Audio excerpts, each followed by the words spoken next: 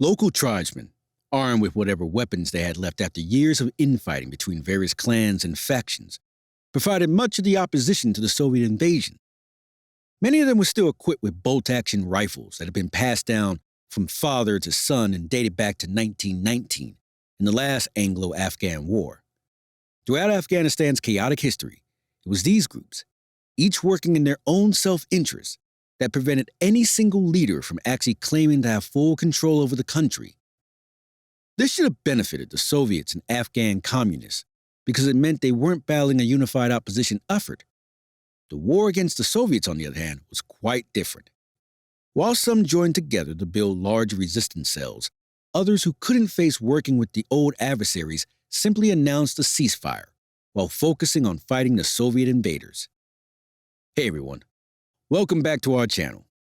Today, we are discussing episode 2 of the modern history of Afghanistan, the origins and ideology of the Taliban and their rise, fall, and return to power.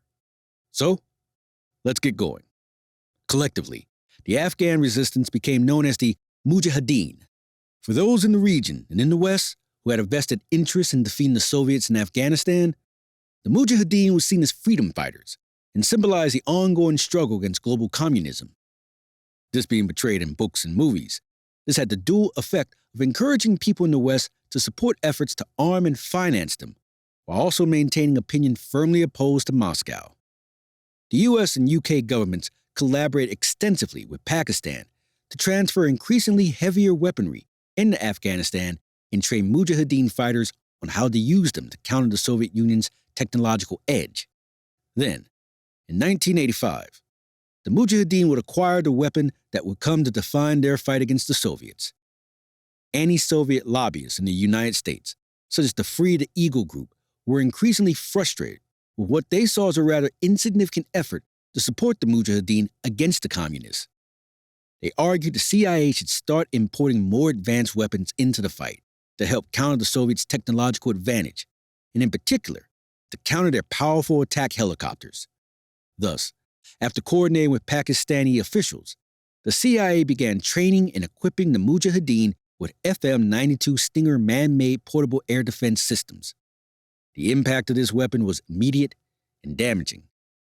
No longer did the Mujahideen always hide from Soviet aircraft, but now they were turning and fighting them directly. It was a short, sharp shock to the Soviet air crews, who initially had little defense against the small surface-to-air missile. Although later decoy flares were used to help confuse its infrared seeker, there were no guarantees these would work. Figures on just how many Stingers were provided to the Mujahideen and how many aircraft they brought down continue to be contested. Sources vary from just 500 all the way up to around 2,000.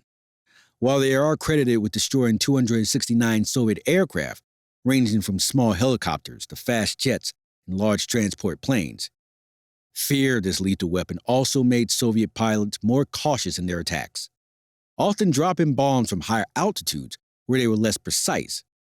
By the late 1980s, almost $1 billion worth of aid was being put into Afghanistan to support the Mujahideen, while the war was costing the Soviets around $5 billion, a vastly damaging figure at a time when the Soviet Union's economy was beginning to collapse. One of the most prominent groups receiving U.S. aid was led by Badin Hekmatyar, who was described in a CIA report as one of the most vicious of the Mujahideen leaders. Hekmatyar waged a campaign of torture and murder against the Soviet forces and their Afghan allies. But towards the end of the conflict, he also used his CIA support to fight against opposing Mujahideen groups. These factors alarmed the American and Pakistanis, who warned him there would be grave consequences if he continued. He was also staunchly anti-West. But this didn't matter to the CIA in the 1980s, who needed him to fight the Soviets. Thus, when his men were accused in the murder of a British cameraman and a French aid worker, as well as stealing aid destined for Afghan villagers, he still received aid even when he refused to punish the offenders. However, it was not just locals who fought with the Mujahideen. Thousands of foreign fighters filled their ranks fighting what they saw as a freedom fight or holy war against the Soviets. One of the most important in the history of Afghanistan was Osama bin Laden, coming from a rich Saudi family and believing that Islam was to be the dominant faith on earth. Bin Laden established a network of offices around the world for hiring fighters and used his wealth and influence to transport them to Afghanistan to fight. Again, Western intelligence agencies were aware of bin Laden's anti-Western position, but did little to oppose him while he was fighting the Soviets.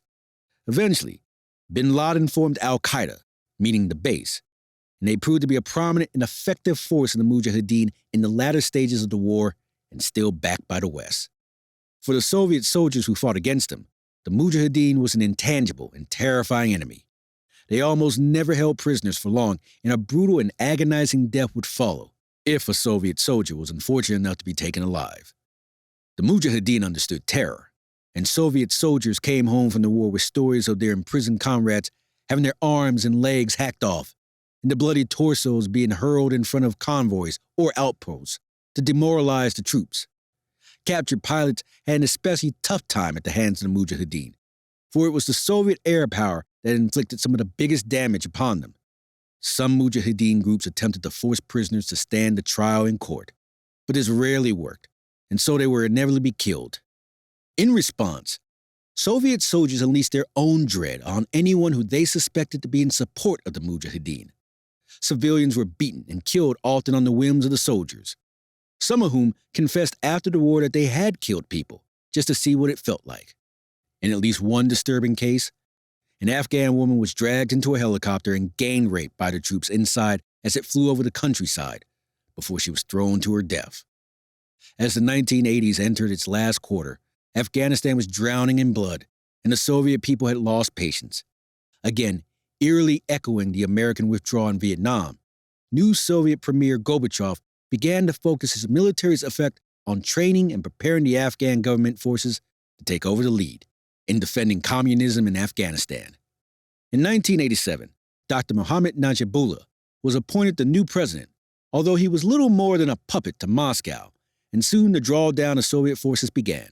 The withdrawal was completed in February 1989, when Soviet General Boris Gomulov walked across the bridge over the Amu Darya River into the Soviet Union. He was the last Soviet soldier to leave Afghanistan.